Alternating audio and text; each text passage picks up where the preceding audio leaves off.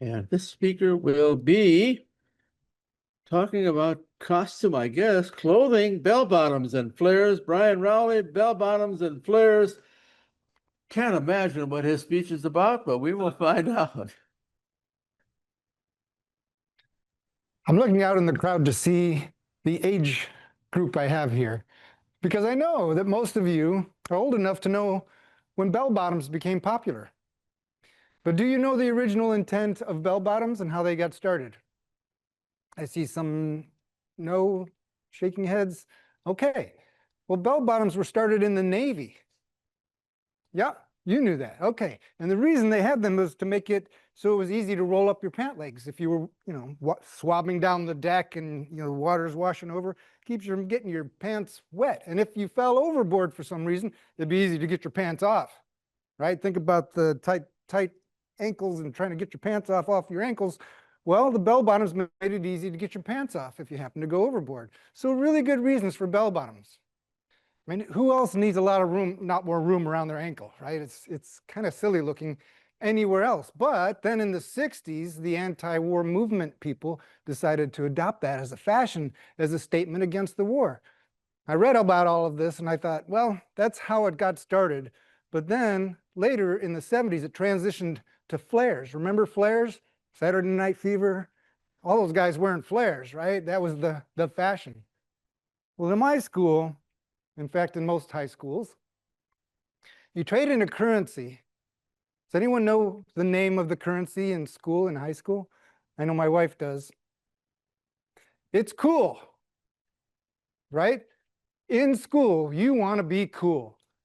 Because if you're not cool, well, you're not cool. That's not cool. So I remember this one incident where I saw a group of my would-be peers having so much fun at the table in the lunchroom, and they were playing the song and singing the song, and I remember the song. It's called Black Dog by Led Zeppelin. So I was in high school in the 70s, and I walked over and I thought it would be cool if I could join this group and have fun with them. And one of the kids looked at me and he said, "You're not cool. You don't even wear flares." And I thought, huh, okay, well, I remember walking away and thinking, what an odd way to discriminate. And I swore, I promised myself on that day, I will never wear flares because I would never want to be like the kind of people who would discriminate against somebody based on how they dress.